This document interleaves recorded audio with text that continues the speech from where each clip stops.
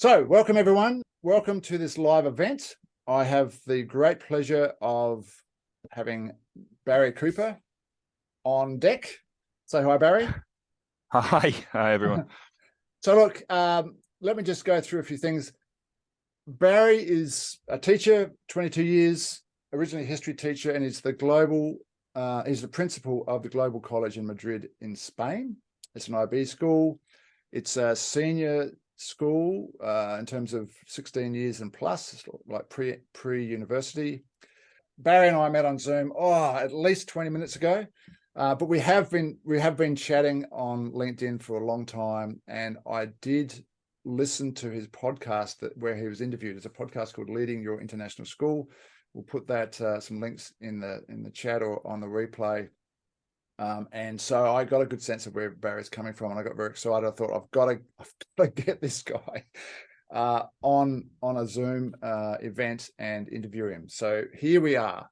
So my name's Richard Andrew. My shtick, if you like, is student agency. You know, from my own experience, if I'm a teacher and my students don't have agency, if they're not engaged, if they're not taking any responsibility, then my job as a teacher is so much more difficult than it needs to be, and the task of learning for students is so much more difficult. And I've been in a lot of schools, and I see a lot of classrooms that lack an agency, and it's like, this is crazy. So I tend to work with more traditional schools. Maths departments is a specialty, and guide teachers into how can they present mathematics or other subjects in ways that actually get the kids fired up and taking some ownership. So that's kind of my thing. I know Barry's big on agency probably in a broader context, and we'll get into that a little bit today, probably. I've run some recent LinkedIn events, and they have been focused on AI. This one isn't going to be focused on AI. We could go down that track, but Barry's got a lot of other things to talk about. And my interest in AI is more from the point of view that I think it's an amplification of the need for schools to have their students taking responsibility, because otherwise schools are in all sorts of trouble. So that's where my interest lies, and I use it in my writing and so on. But this isn't, if you're expecting an AI event, this is not the one. Here's the thing. Most people can't make these events. We had 80 booked, and I don't expect more than 8 to arrive live. But it's all about the time-stamped replay. So within a week, I'll have a time-stamped replay. There are 2 ways to get it. One is to go to LinkedIn into your events page, which is, I think, on my contacts or something, and there's an events button. Click that, and this one will be there. And I'm going to put the link in there. But also, if you go to my newsletter, which is called, Empowering Education Leaders, and it's about empowering education leaders, that it'll come out as an article. And if you subscribe to that, then you'll get all the past events as well, plus other articles, plus future events. So there's something that you might want to do. Logistics. I've said this will be a 30-minute interview. It'll probably go longer. Feel free to pull out at any time. We'll let you know when the 30 minutes is up, but it might go longer. It depends on well, it could go for 2 hours, I think. But what I'm saying is, if you have to go early, that's fine. Go to the replay, check that out. It's going to be great. If you've got questions, please feel free to put them in the chat. I'm shocking, though, at listening to my guest and trying to work out what the next question is and read the questions, and because I don't have the luxury of another person beside me. What would be even better is if you have ideas for topics that you'd like someone like Barry, or Barry particularly, to discuss in a future episode, put them in the chat, and that'll help me to twist his arm to do this on another topic further down the track. I'm always up for a blather, so yeah, no problem at all. Let's get into it. So Barry, here's a question for you. Can you, in a minute or two, I know you could spend half an hour on this, but just 1 or 2 minutes, could you explain your journey to becoming a principal of the Global College in Madrid? Okay, so all right. 22 years ago, I'd left university for a long time. I actually thought I was going to be a priest for a while. Is that right? And then my father was a soldier. My uncle was a priest. I was a priest, soldier. Went into banking for a year. Absolutely hated it. Couldn't stand it at all. Friend was leaving teaching to go and become a police officer, and he was like, "No, Barry, you got to try this. I think teaching is for you." There's a guy called Matt Jobson was best man at my wedding. And so So went and what? got a part-time job This is at Epsom College. Yeah, this is 2000 in Britain. So you're in Britain still? in the UK. Yeah, in the Yep. UK. Yeah. So started off there. First day of teaching, loved it. Absolutely loved it. I worked for a boarding school called Epsom College. Spent 4 years there with a fantastic department. Guys like James Postle, Murray Todd, Alan Scadding, who was the head of departments, amazing guy. And that's actually when we'd start talking about agency, that's where I learned agency. That's where I learned actually, you know what, being given some freedom, given some power to actually try different things, screw up, and then come back and fix them and do them better. It was an amazing opportunity to learn from other history teachers. It was a fantastic department. And then from there, went to Scotland for 10 years, a small boarding school outside of Edinburgh called Loretto, where if you have any kind of sense of wanting to do stuff, you can end up doing lots of jobs. So I was assistant director of studies, academic deputy head, director of marketing and admissions by the time I left, and then moved to China. So we wanted an adventure. So went and helped set up the IB phase at Wellington College in Shanghai. I spent Really? 3 years there, and then moved to Dubai to become the de facto head of senior, the academic deputy at Brighton College, Dubai, with a guy called Marco Longmore, who's the principal there. He's an amazing guy. And then we ended up with pandemic. And then this opportunity in Madrid came up, and they were looking for someone who just was interested in creating something from scratch. And this was, the ideal. So arrived here in 2000, and we spent a good 18 months kind of pulling it together, and eventually ended up with kids through the door in September 2022. So Wow. amazing journey, yeah. Fantastic. I mean, I love teaching. Yep. And I still teach. So I have a group of IB historians who are being pummeled by medieval history at the moment. But they get modern history next year, so Can I they're happy about that. just a little side note, right? I hated history at school. Couldn't see the point of it. Like never, not one thing to ever do. And then as an adult, I got really interested, and now I am super immersed in medieval royal history, thanks to Sharon K. Penman, and I'm because I didn't know anything about this kind of other world, and how royalty worked back in the 1100s and 1200s and 1300s, and it's blowing my mind. So yeah. Anyway, but that's not that's not for this chat. There are so many chats that are not for this chat.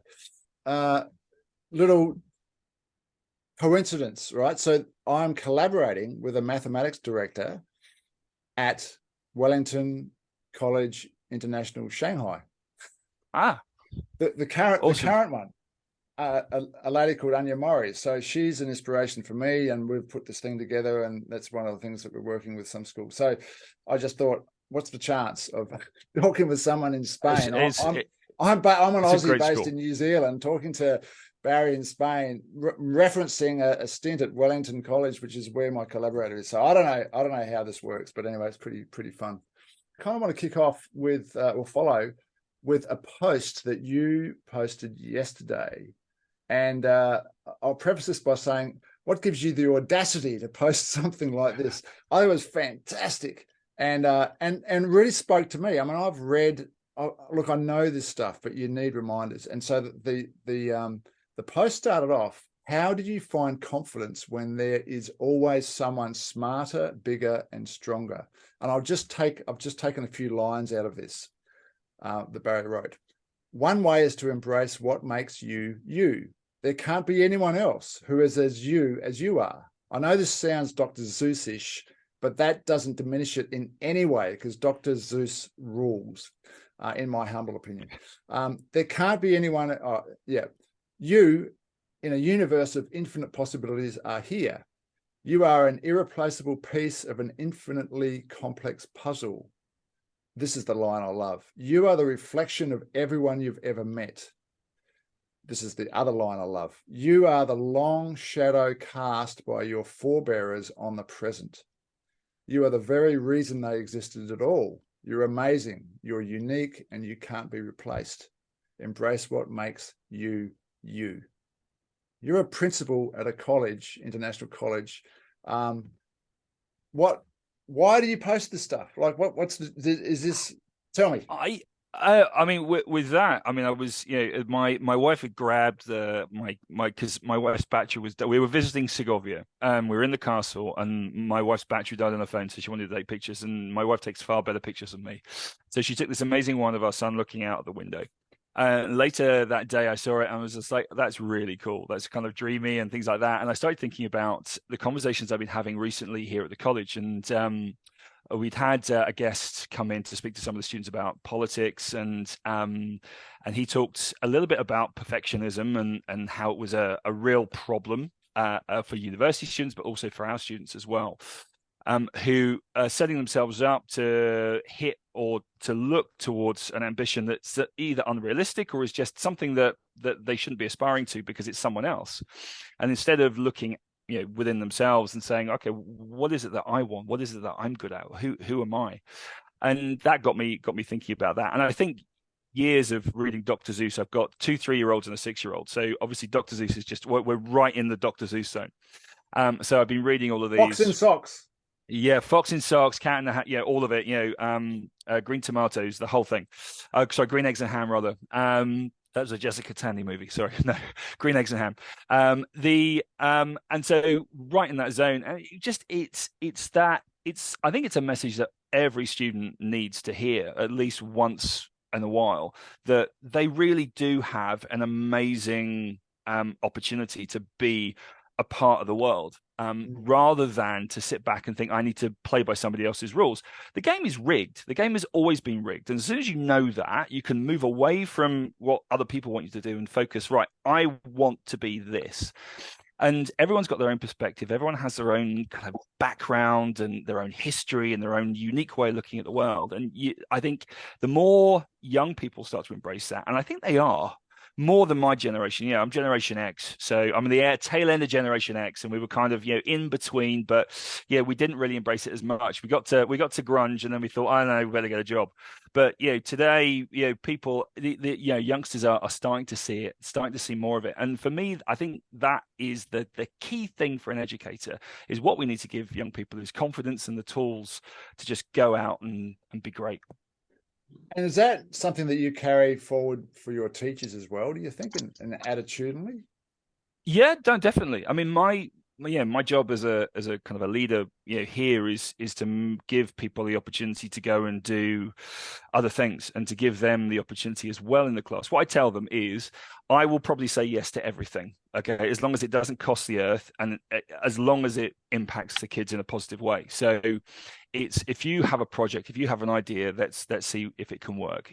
And another thing that I'm very keen on is we want to teach in a certain way here. So we want to get that sense of kind of Socratic dialogue in the classroom. We want to run in a kind of a seminar way. Sorry, which we'll get to. But what I also want from people in the classroom is they have to teach in a way that's right for them. Because if you bring your personality into the classroom, you bring your ideas into the classroom. I'm a big fan of bringing teachers to the college who've done other things. So we've got a guy who worked at CERN. We've got a guy who worked for the World Bank. We've got a guy who did an internship at the UN. We've got all of these kind of people who have real world experience that they then bring into the college, and they also have, outside of that, they have their own kind of ideas, their own hobbies. Our art teacher is a practicing artist, so he has a workshop, he sells pieces, so it's about bringing the world into an international school and kind of popping that bubble that sometimes kind of exists in these sorts of places. I heard you talk about that in the podcast, and I won't link the podcast here because it might be a distraction, but I will link it in the replay, because the replay will be an article. And you're talking about that, you wanted a diverse department, so you've got that, everyone's bringing a different piece of the puzzle to the picture. And I know you don't like to focus on the negatives of what's not working in other parts of the world, in other parts of education. But my heart dies when I hear of these schools, and people tell me about this, where here are the PowerPoints that you have to teach by, and this is the, and I'm not joking, and this is the way you teach, and and it's all like cookie cutter stuff. And I'm thinking, imagine trying to get me to do that. It'd be like, well, good luck. I'm going to do what I need. I'm sorry, I'm going to do what I need to do, and you can fire me if you want, but there's no way, or you've got all teachers on a line, and the most conservative teacher wins, because that's the easiest model, or easiest pedagogy to say, right, we're all going to teach this way.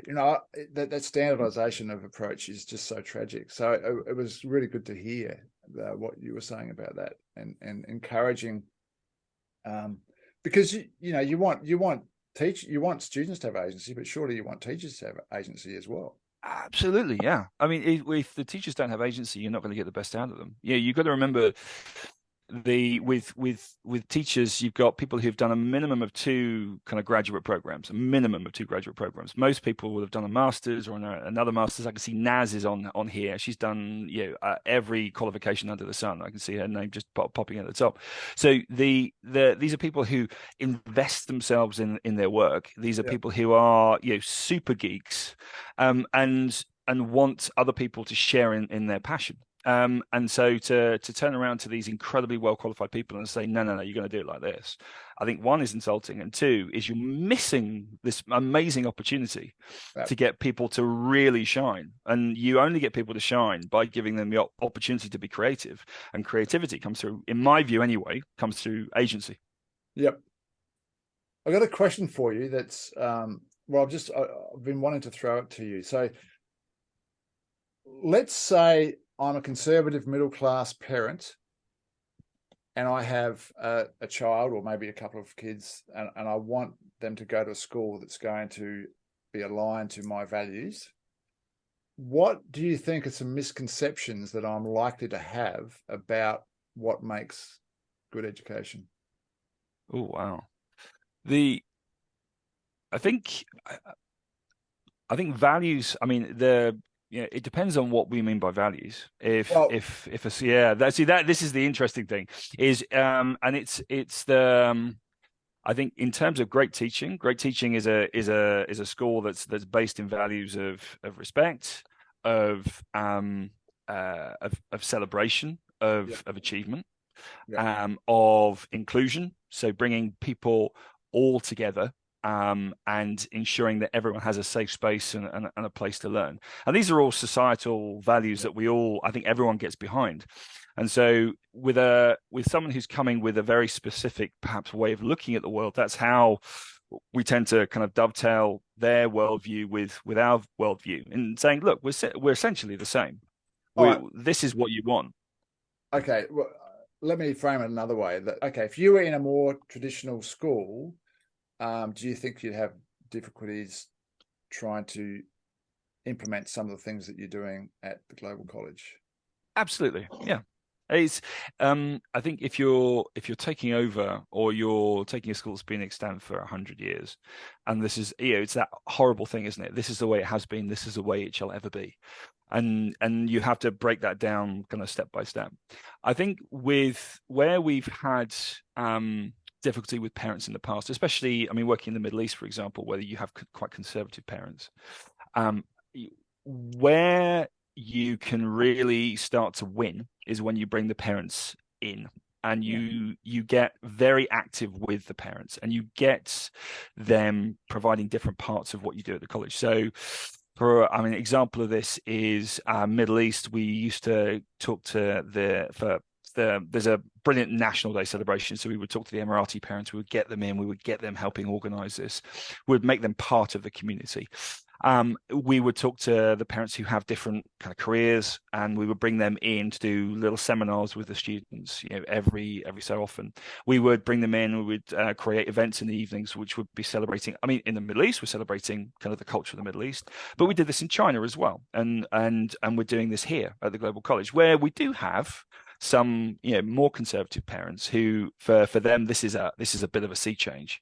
But bringing them into the college, what you can then do is they start to see the students, they start to work with the students, they start to work with the faculty, they start to see, okay, I get it now. This is what you're trying to do. So that's a And turnaround situation. yeah, so once you start bringing them, and you always have to remember they're part of the team. Yep. Parents are not the enemy ever. Parents are your secret weapon if you're leading a school, because what you can do is you can bring them on board and you can get them to really start to help these students. And sometimes it can be something small. It can be a little seminar with 4 or 5 kids who are really interested in this kind of bespoke, unique career that this person has, or they can be given a massive speech to everyone about this is what a career in law is like, or it can be about organization, or about pointing in the right direction, or about giving you the heads up about, perhaps these are some of the things that the parents are feeling anxious about. I have a great head of the Parents Association here, for example. Amazing woman, and she's very much on her son's side, but she's very much on the side of, right, I understand if I work with the school, we can make this better for everyone. Right. Fantastic. I can't believe it's already 20 past.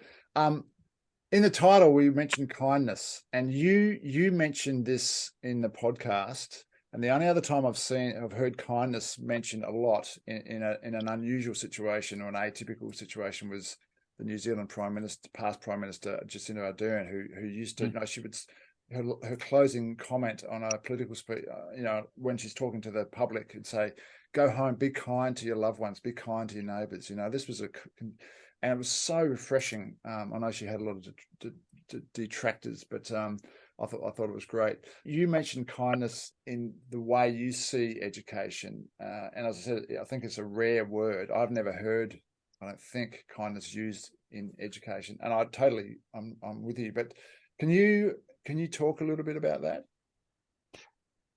It should be a natural state of being. We need to be kind to the kids. It's a stressful time for everyone. Yeah. So you have all of these children coming to your school and they are afraid, they are anxious. So we need to be kind to them. You have all of these parents who are sending us their children, the most precious thing in their lives.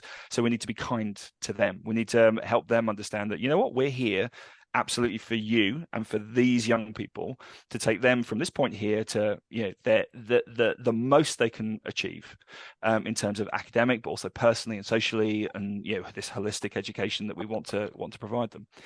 I think you have to think about the world through kindness first and foremost, because that then gives you the opportunity to see the world in a positive frame. If you start, go on. Some people would say, "Oh, so Barry, you're talking about a laissez-faire classroom. You're talking about, like, if I'm a teacher and I have to be kind, then I don't have the control." That's what people. That's what people. No. That's a misconception. Absolutely, yeah. But it's about seeing the kids through a positive lens. No student comes to school thinking, I want to do badly, or I want to be a pain in the neck, or I want to. They come to school, they're in a state of anxiety and fear and unsure. And so for us, absolutely, we can be hard on them. We can, make sure they're doing the work. We can make sure, there's a framework here. You're going to sit here. We're going to go through this. We're going to get this right. That in itself is a kindness. And kindness is about then directing people in different ways. For some people, what they want is a quiet word in the ear and they want a pat on the back, and that's fine. Brilliant. Others need structure. They need a rope. They need to, have that time. They need to have, they need to be, hogtied and sat down and said, right, okay, you're going to get this done. Otherwise, what's going to happen next is you're going to go down and down and down and down, and you're not going to achieve what we know you can. And I think as well, it's about looking to these students and not giving them a sense of you could, but you will, you can. Yeah. It's within all of them. It's that whole Ken Robinson thing is, you have all of these brilliantly creative people, and you cannot, every opportunity you have to build up that creativity, to build up that sense of self-worth, to build up that confidence is worth doing. Even if it's just for one student, one moment in one day, it's worth all the energy, because that can then tip the scales for that one person. And I think as well, go on. Can I throw something in here and see if it's on the same thread? Because I think it is. You have me thinking about this today. I see a lot of in my past. Well, I've seen parents and teachers in particular do this, and I used to do this not as a parent but as a teacher in my early days. I did. It's and I call it speaking down to the kids, right? I cringe when occasionally you see a parent speaking down to their toddler. It's like they're an inferior being, and teachers can do this, and it's never intentional. Like it's a habitual thing. They picked it up from their parents, whatever it is. But it's like this. Well, I'm the teacher, and I have the right to talk down to you, and it can be almost like that the kids are not even, they're a different kind of being. They're not human. Whereas I thought about this 8 years ago, and I thought, the kids are equal. Like when I was in the classroom, the kids are my equals, but I'm playing a different role. My role is teacher, your role is student. It's a different role. And it's the same when I was a head of department. Like, we are equals here, but I'm playing a different role. I'm paid to be head of department. You're paid to be a teacher. We've got a different role. So it's not, so there's going to be a certain kind of interaction, but I'm not better than you, and that's an attitude. And I think that's part, if you don't have that, you can't be kind, because you're kind of speaking down to people and you probably don't even know you're doing it. Yeah, no, I mean, I think it's a misconception of the role. So it's I mean, there's a parent I worked with in Scotland years ago called Patrick Marriott, and he was a soldier, and he talked a lot about leadership and service, and to lead is to serve, which is the motto actually of Sandhurst here, well, not here, but in the UK. And I think that service leadership is part of how we behave as parents. It's part of how we behave as teachers with our students. We're not there to push students. We're there to serve the students and serve their best interests. And the same as you're talking about being a head of department or being a principal, or doing anything in terms of leading an educational community, or even a section of it. Everyone is a leader. Every single teacher within a school is always a leader. Even if they're leading a small class, even if it's 2 students in a kind of a bespoke ab initio Japanese lesson, you're leading these students and also serving these students towards their best interest. So I think you're absolutely right. There is sometimes a misconception. There's a problem where, especially where teachers talk down to students, or they talk down to parents as well, and that then is kind of a red flag, and that's where you want to say, well, hang on a second, they're on our side. This is all one big team. This is all of us are about putting that kid over there on the podium so they get the very best that they can get, and they go on and do the kinds of things that they want to do, and that's the aim. And the thing is, like, and I guess that I think about all this time, because I'm very much about doing what I can to have teachers change. It's all about awareness, right? It's all about absolutely. It's all about awareness, and so often, and that's what I think is most tragic when I see this happening in its gross form. And I won't go into any details, but I've seen this in parents with toddlers, and it's just like, these are friends of ours, and it's like, oh, this is horrific. I just think that's relevant, because it's never someone's fault. Almost, it's just the fact that they haven't come to look at what that behaviour and they're doing. It's harder for them as much as anything. It's not only difficult for the receiver, it makes their own role in whatever they're doing more difficult, and that's the tragedy of it. Anyway, well, absolutely. No, but I think that's a really important point you're making, because where there's no reciprocity, where there's no engagement between teacher and students, or teachers and parents, or actually students and parents as well, which is a really big issue. You don't get the very best results, and you end up with pushback, you end up with conflict, you end up with resentment, and especially where.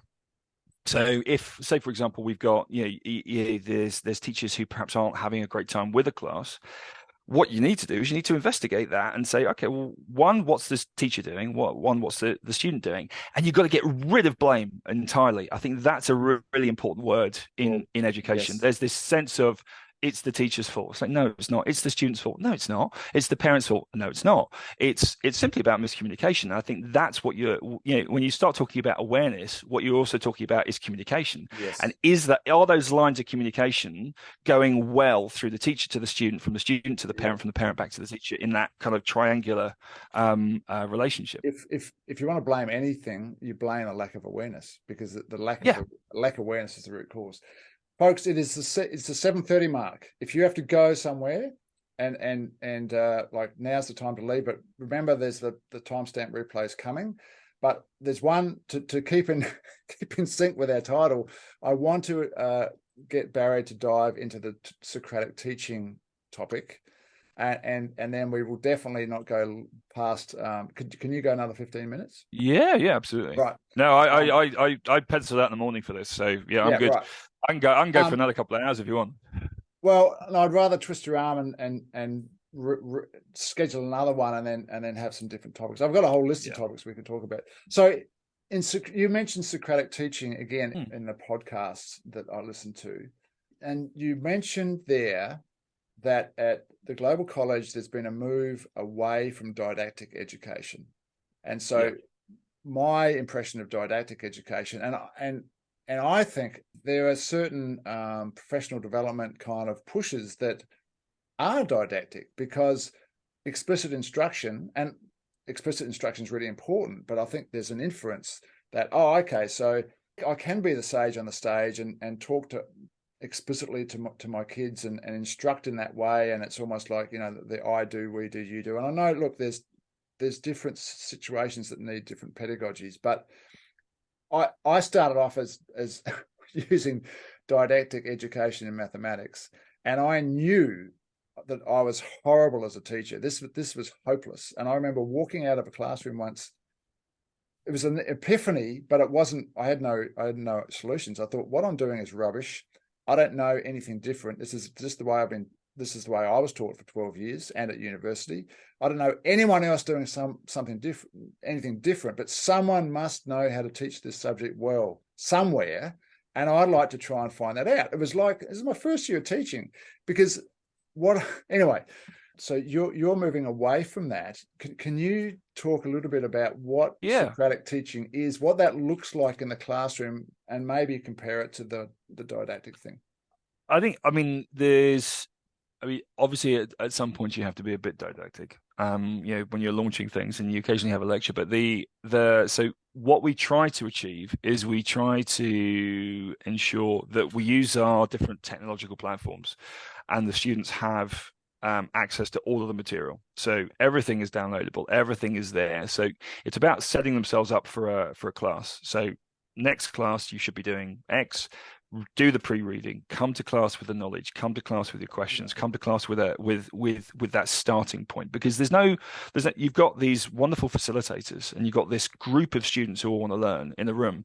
Why would you sit there and effectively read a book together and not talk to one another? So it's about moving away from, and it's moving away from the old way of doing it, where it's delivery of information, and instead it's about a discussion of that information, because that's really where the skills are.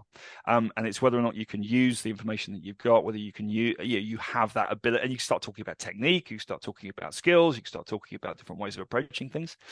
And that's really the key behind it. So in the classroom, then, it should be about me asking them questions. So tell me about this, tell me about that. What do you think of this guy? Why does that happen? Why does that happen? Yeah.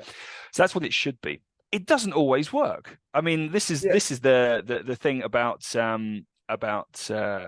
teaching, is you try this stuff with kids, and actually when we started last year, I spent a couple of weeks teaching them how I wanted to go about this and giving them some ideas, and then we tried the first time. It was rubbish. It was absolutely rubbish. So it had to go back to it and say, look, have you done the prep? Have you done the reading? Do you know this well enough to be able to talk about it? Okay, let's go back and let's do this again. And so you have to help people in this process. Yeah. And as a teacher doing this the first time, it's almost like you want to expect it's not going to work very well. The last thing you want to do is give up on the first or second or third attempt. With these kind of practices, that there's a lot more moving parts. It's a lot more difficult than the than the didactic. You need to expect that it's not going to work, and it might work. It might work well, but what I'm saying It is might do because if you're lucky. Yeah, it's I've had experiences in my early career where I threw something out the first time because it was so bad, and yet all it was my structure was wrong. Like looking back on it, and it was a tragedy that I threw away all that prep time. Anyway, someone's asked a great question: what's a good number of students for such a discussion, or is there an ideal? I don't think there is. I think any number that you as a teacher can kind of bring into the conversation. I think that's really where the the great work happens, is when you rely on your expertise as a teacher and your ability to work with young people. So if you can reasonably, if you've got a larger group of say 20 engaged kind of 16, 17 year olds, fantastic. If it's a smaller group, if it's so smaller groups, for younger students, absolutely. So for me, I love kind of 12 to 18, but I'm a historian, so it depends on subject to subject, I think. Great, yeah. Would the Socratic method of teaching be effective or as effective if the learners didn't have the materials to learn ahead of scheduled of the? No. It's kind of a combination. I suppose what we're doing, what we're trying to do here is combine this idea of kind of flipped learning, where the students are getting material outside of the classroom, Right, with a very questioning approach within the classroom that then leads on to skill development and working with those ideas. So if you could do it, absolutely. So you can, yeah, flip hello, learning. Aaron. Hi, Aaron.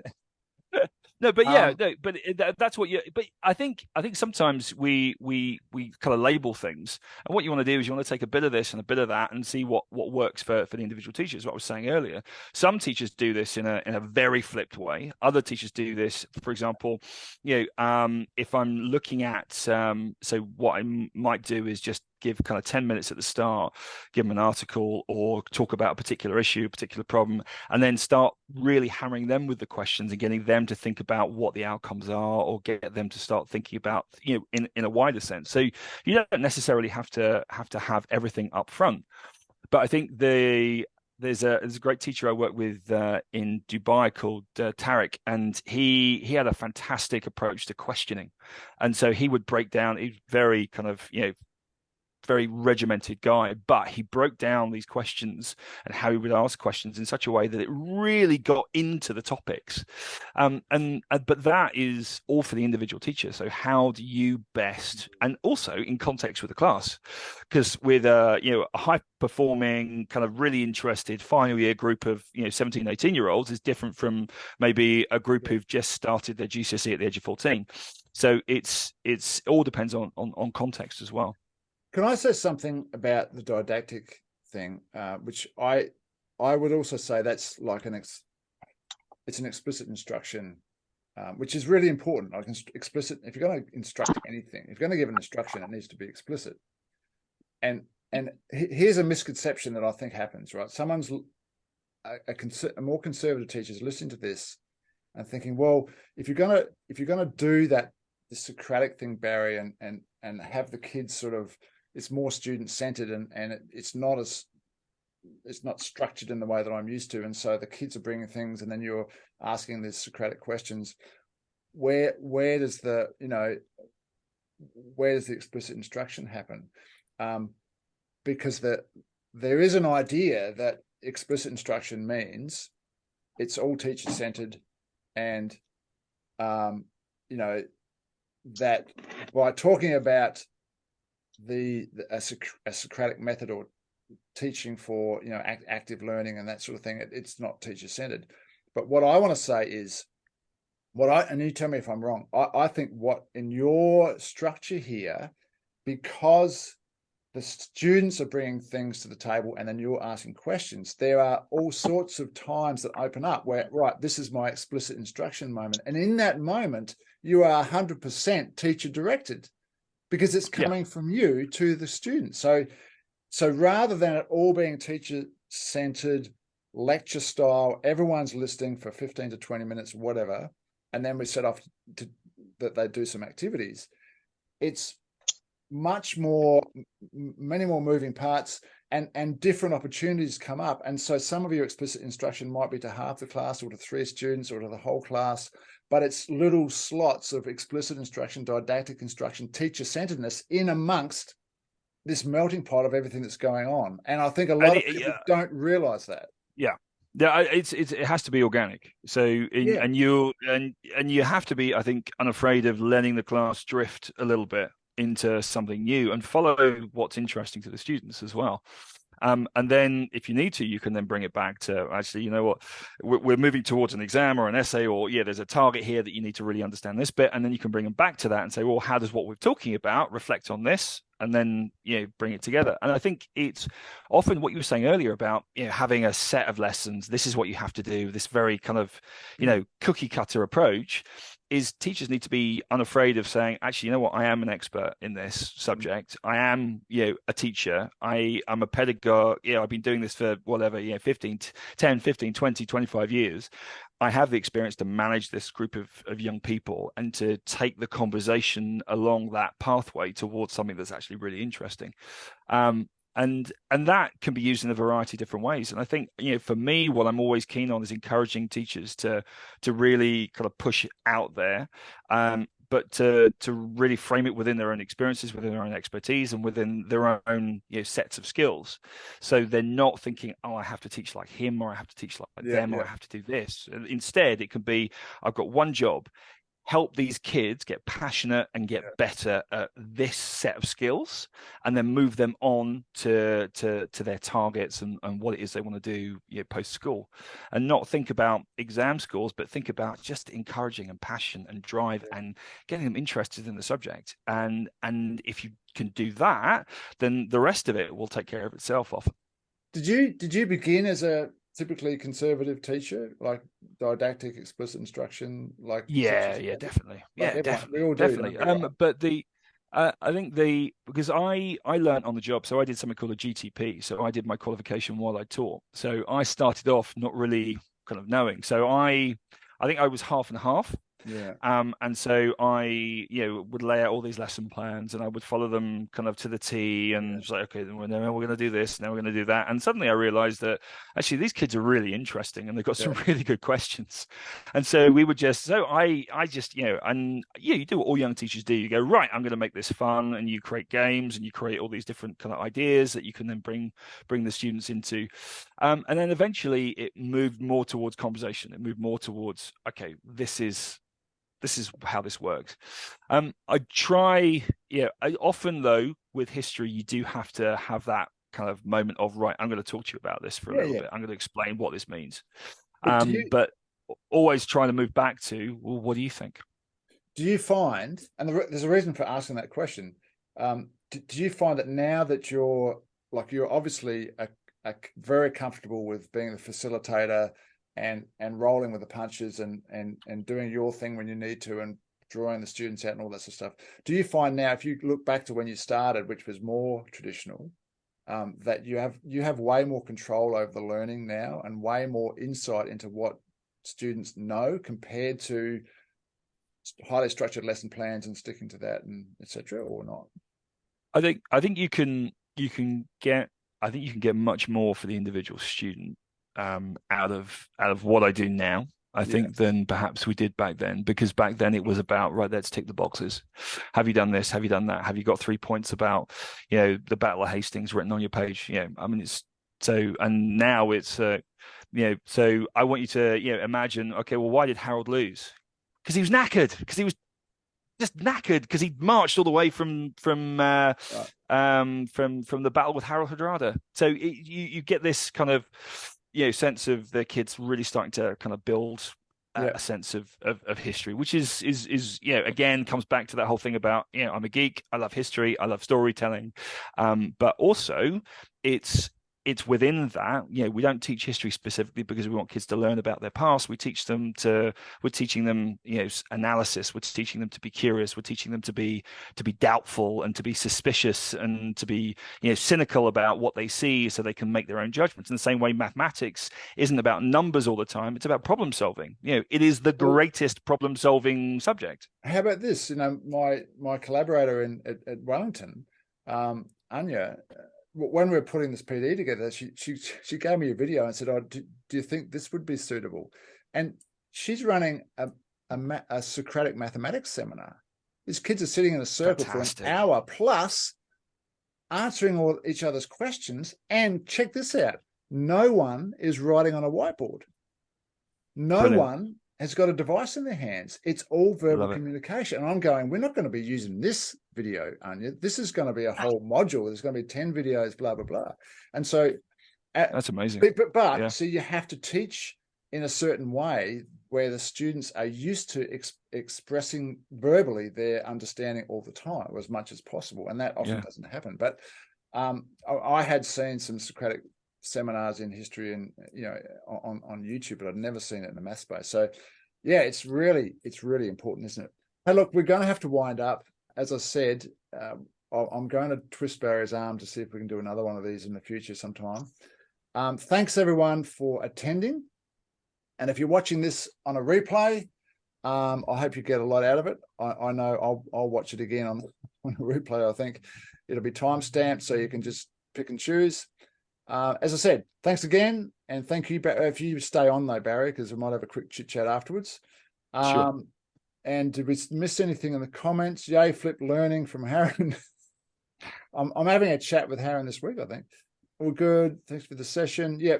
Thanks, guys. If you just want to mention what you got out of it, and if you have any suggestions for future chats, do that. But remember, the replay is going to be on the event link, and also in the newsletter. I've put the newsletter at the top of the chat. If you want to subscribe to that, you'll get all of them. And this has been great. We've barely scratched the surface, Barry, but that was great. But yeah, so with creativity, I think the way we try and build it is, I think the best way of trying to build creativity is giving students opportunity. And if you give them kind of spaces and give them inspiration and give them things to look at and give them ideas about what they can do, then they'll build on that and they'll take that forward. I think you're looking at the UK, for example, where I come from, the death of arts programs and music programs and all of this. That is a crying shame, because these are opportunities for creation, which students all understand, they all see, and they've all had experience of. Yeah. So it's things that they understand they can do. It's like, I can paint a picture. It's one line on the page. Okay, now it's two lines on the page. Now it's three. Now it's four. Now it's five. Now it's six. I've got a house. Bang, let's go. But I think where you get older students, if you just open things up and you give them their own spaces and you give them license, I think that's where you really can start to see some really fantastic things. I suspect that one of the risks of ChatGPT and apps like that is that I think there are people thinking, oh, well, we don't really need to be like deeply creative, in terms of to inhabit that really creative space as a writer, you've got to write. So therefore, to be able to write is really important. Oh, we don't need to do that. We just need to get clever with our prompts. Well, if the human race gets to the point where great music, great art, great, someone can crank out a supposedly brilliant fiction work in a week using AI, like, we've lost the plot. I haven't heard anyone else talk about this, but I want to talk about it. And one of the problems is, I think, I'm just putting this out there, that the people who are developing AI aren't thinking about what deep creativity is, that they don't experience that probably. They're being creative with their own tools. And I think that's a problem. So someone needs to bang on about it. But any thoughts on that? I think it's one of these. It's almost like a souped-up search engine, isn't it? It's the next stage. It's the next iteration of using this kind of collective wealth of words that we have on the internet, and then unpicking that. And AI. It's not an artificial intelligence. It's an and if program that's just really big. And I think with my students, with 16, 17-year-olds, I've told them, full stop, if I catch you cheating with it, then you're going to lose your chance at a diploma. It's full stop. We cannot conscience that, because it's a really damaging thing for them, because what they're not doing is they're not learning, they're not taking the skills on that we're teaching, they're not using those skills and developing those, and so you're getting to university and these students are then just becoming impoverished. And then actually at university where these students are using it instead of actually doing the work, again, impoverishment and intellectual impoverishment. Well, But I think it is useful. I mean, that's the really interesting thing oh yeah, is where you, so with kind of some research papers, we started doing deep dives into using it and how you could ask questions about what it was you were doing your research paper on. But there's some massive flaws in it. So, for example, just even in a research question, asking about key writers or key articles or key pieces of thought about particular things or particular. I mean, I teach history, so particular historians, and it gets it wrong. I mean, half the time. So, an article is referenced as a book is referenced as an article. The authors are wrong. There's no. So it becomes quite a. You're on shaky ground. I mean, it may. I'm sure it's going to improve on that front, but I think the bigger issue is because the reason I'm interested in talking to people about it is I see AI as an amplification of the need for schools to make sure their students have got agency. Because as Neil deGrasse Tyson said once, look, I don't care if a kid wants to cheat and use AI and go through school and uni and come out with glowing, with the top results, and all they've done is used AI, go for it. Good on them. You're going to be completely useless. You're going to be dumb. Like you're not, you have no, like, if you want to do that, go for it. But again, it's about, it's schools going for those other qualities, not just let's get you the highest grades we can. So anyway, I don't want to, I don't want to bring this up today. But that's the interesting thing, isn't it? It's how do you measure, and it comes all the way back to the biggest pain in the neck in education, which is how do you measure success? How do you quantify that the school is doing a good job or it's doing a bad job? And the only thing we've got is grades at the end of the day, is scores on the door. So that's the cultural kind of mindset is right. We need the scores, and this is a really big problem, especially in systems where the grade is all that matters. Yeah. And so where you've got systems where you actually people are starting to see kind of changes in that, but it's a slow burn. But honestly, I think we should judge schools 10 years down the line. Yeah. I think we should just in 10 years' time. Everyone who's just left, so our class of 24, in 2034, we go and see, right, how did you do? I think that's where you can really tell whether or not a school has hit the mark. One of the problems is that the easiest measures in education are of the most basic pedagogies. If you've got a pedagogy that requires the teacher to be a facilitator, and there's more students, there's more, choice and there's so many more moving parts. It's way more fun to do, but you can't just run a research project and say, right, you teachers are going to teach this way, and we'll give you a bit of PD to get you up to speed. Yeah, PD and 10 years of knowing that that's the right way to go. Do you know what I mean? So of course that's not going to come off that very well. I kind of want it from a perspective of if a leader's watching this, that it's not just an interesting chat. There are some takeaways that they could go, oh, actually, I could do that. So definitely, yeah. Or I mean, I might be doing it completely wrong. I mean, this is the thing. You listen to. It's all contextual, though, isn't it? I was so impressed. I listened to that podcast I listen to most podcasts when I'm doing the dishes. I'm happy to do the. I do the same thing. You said before, like, I might be doing it all wrong, but I listened to that podcast doing the dishes, and then I went back and noted it as the basis of what I wanted to chat about. I thought, it would be good to dive a bit deeper there. But it's just, to me, it's just common sense, and it's obvious that, I mean, I don't know how you are in action. It's pretty clear that it's pretty good from what you're showing on LinkedIn, but I think it's also contextual, though. I think running this place, we've got 115 kids at the moment. We'll have 250 or so next year. So it's 2 years. So it's the IBDP kind of just the last 2 years. I think doing kind of this in a really big school, I think the way I tend to approach it, I think you'd have to change. You'd have to have a different kind of way of approaching, kind of, especially if there were more year groups. So with this, with 16 to 18-year-olds, you can really go for it's pre-university. We're going to treat you like adults. We're going to give you agency. We're going to give you this opportunity. How old 16. Are you young?